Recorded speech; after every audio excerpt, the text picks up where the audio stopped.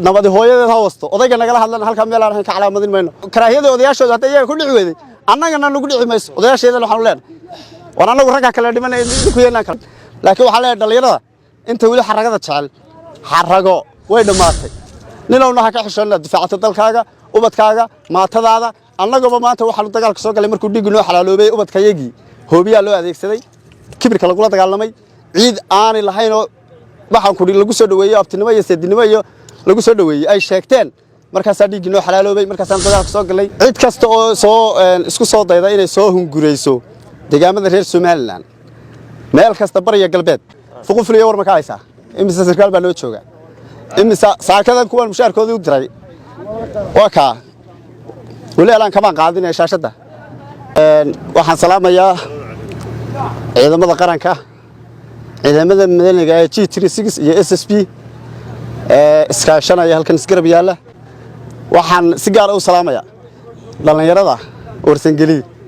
ee aanu sida gaarka ah u saaxiibka nahay hoosna aanu arrimaha iyaga wada dhamaysanay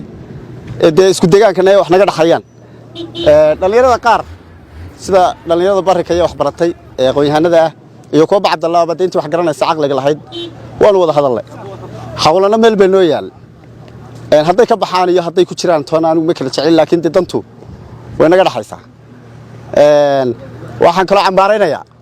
ciidamada si gaar ah isaga qabsaday taliyihii kala foto ee noo joogay laascaanood waxa leeyahay laakiin kala foto qura ma aha adi laascaanood wada kala foto meedan boqolaal baa noo jooga kuwan isku koorsooyinka baa jooga ciidamada qaranka ahaa oo si gaar ah loola shaqeeya raggii wax bartay baa jooga meel laba ma aha kala foto kaliya inaad ku dhigsanatay fuqufliyo war ma ka haysa imisa sarkaal baa loo jooga imisa saakadan kuwan mushaarkoodii u diray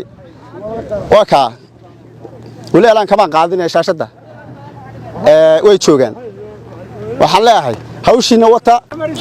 gaari kasto halka joogana waa ognahay ciriyo dhul waa ka ognahay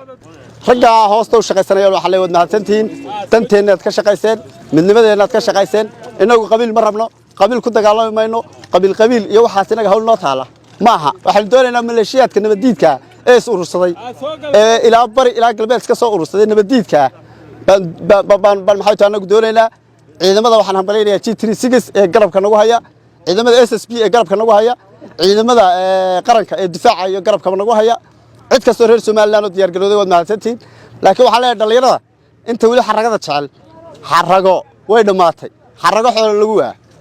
ninowna ha ka xishoonaa difaaca dalkaaga ubadkaaga maatadaada annagaba maanta waxaan dagaalka soo galay markuu dhig inoo xalaaloobay ubadkayagii hoobiyaa loo adeegsaday kibirka lagu dagaalamay ciid aan lahayn oo waxaan ku lagu soo dhaweeyay abtinimo iyo seedinimo iyo lagu soo dhaweeyay ay sheegteen markaas dhig inoo xalaaloobay markaas aan dagaalka soo galay waa dagaal niyadu hayno nabadi hooyadeed ha wasto odayga nagala hadlana halka meel aan ka calaamadin mayno iyagu horey ciiga loo baxshaasay odayaasha iyagu horey u diideen oo ay u inkaareen ma faatay karaahiyada odayaashooda hadda iyaga ku dhici weeday annagana nagu dhici mayso odayaasheeda waxaan u leenahay war anagu ragga kala dhimanay ku yeelan kala dhimo wassalaamu calaykum waraxmatullaahi wabarakaatuh mar baa jabteen oo mar labaad baa jabteen oo mar saddexaad baa jabteen oo magaalada ciidan la timaadeen ciidan inta la timaadeen ayaa iminka abrihii ku disheen waxan iyo dayac way sogtiin oo dhaxan kula tagtay banaanka oo dadkiina ka tagtay oo xoolihiina ka tagtay oo caruura ka celinayna maalin kasta iyo dumarka waa hooy